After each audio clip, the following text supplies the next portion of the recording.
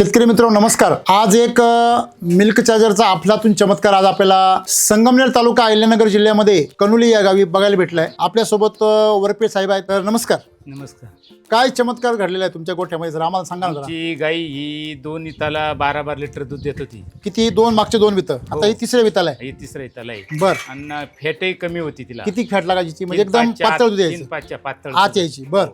मग आता मी milk charge तिसरं वेत होतं तुमचं? हो, तिसरं वेत गाभण होती का? हो, गाभण होती। त्यावेळेस तुम्ही काय चालू केलं? मिल्क चार्ज पावडर आहे ना 1 किलो चालू केली। चालू केली। 15 दिवस राहिली होती, 15 दिवस चालू केली। जरल्यावर आहे ना ती 4-5 दिवस लगेच 17-18 लिटर गेली 2-4 दिवसातच। म्हणजे तुम्ही गर्भारपणामध्ये तिला काय चारलं? Milk charger चारलं। त्याच्यानंतर ती तुम्ही क्रॉस केलेली? हो, क्रॉस केलेली। पहिली गावठी होती, नंतर तिला हायब्रिडचं तुम्ही सिमेंट भरलेलं आहे।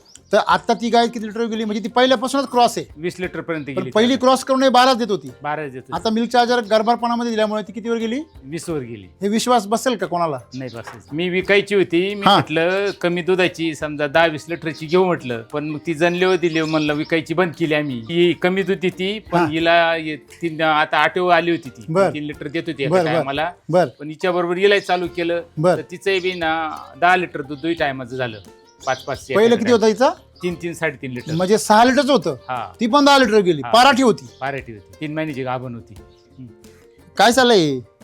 पोलीस काय मिल्क चार्जर दिल्याबद्दल धन्यवाद। देते काय काय तर मिल्क चार्जर सर्वांनी चालू करावं आणि आपल्या गोठ्यामधील गायांना त्यांना न्याय द्यावा। त्या खऱ्या 20 लिटरच्या गाय आहेत, त्या तुम्हाला 12 लिटर दूध देत आहे। तुमच्या गायांची क्षमता खूप जास्त आहे, तर मिल्क चार्जर सर्वांनी चालू करावं आणि आपल्या गोठ्यामधील गायांना त्यांना न्याय द्यावा। त्या खऱ्या 20 लिटरच्या गाय आहेत, त्या तुम्हाला 12 लिटर दूध देत आहे। तुमच्या गायांची क्षमता खूप जास्त आहे, परंतु त्या क्षमतेपर्यंत त्या तुमच्या मिनरल मिक्सचर असेल किंवा रेग्युलर तुमचा केमिकलचा चारा असेल त्याच्यामुळे त्या पोहोचत नाहीये।